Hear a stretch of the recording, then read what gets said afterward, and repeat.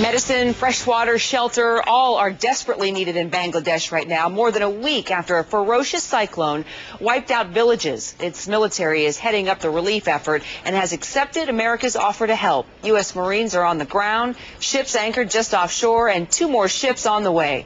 Admiral Timothy Keating, commander of the U.S. Pacific Fleet, has just left Bangladesh. He joins us now by phone. Admiral, thanks for being with us. As soon as you hit ground, tell me what you saw and how did it make an impact on you? Good morning, Kira. Well, we're flying back home after a day in Baghdad. We stopped in Bangladesh. It was dark as we flew over the affected area, so we couldn't see much. We landed and went into discussions with Bangladesh leaders, including their chief of defense staff and the head of our embassy there. They described the devastation in the southern part of the country.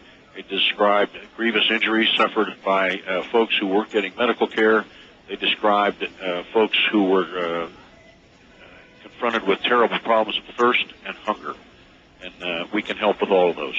And you have helped with a tremendous amount of assets into that area now. Let's start with the ships and tell me how that is helping in this relief effort. The USS Kearsarge, our government sent Kearsarge from the Central Command AOR, Admiral Fallon's air responsibility, our way. They left the Arabian Sea prior to the Bangladesh official request for assistance. We anticipated this and got the ship moving. On board Kearsarge is a Marine expeditionary unit with heavy lift helicopters, medium lift helicopters, and you'll remember, Kira, that on board these amphibious ships also is a significant medical detachment with doctors and nurses and dentists. So USS Kearsarge is off the southern coast with Rear Admiral Carol Pottinger on board, working for General Ron Bailey. He will be our officer in charge ashore. So we've got a general and an admiral overseeing this effort, and there is a significant capability set resident on Kearsarge. We also have a replenishment ship, the United States ship Concord, getting into the area soon, and of course Concord bristles with food and water and replacement parts. Admiral, is security a concern at all? We know how criminal activity festers in areas like this. They look for those that are not able to care for themselves. Is this an opportunity for any of those concerns right now with terrorism throughout the country?